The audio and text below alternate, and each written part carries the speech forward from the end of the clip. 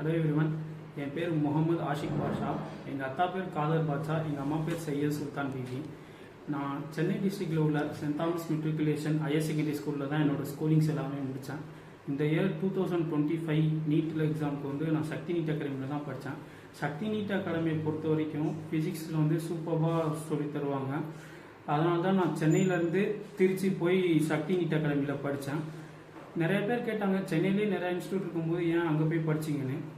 நான் ஏன் அங்கே போய் படித்தேன்னா, அங்கே ஃபிசிக்ஸ் எல்லாமே தமிழ்லவே சொல்லி தருவாங்க.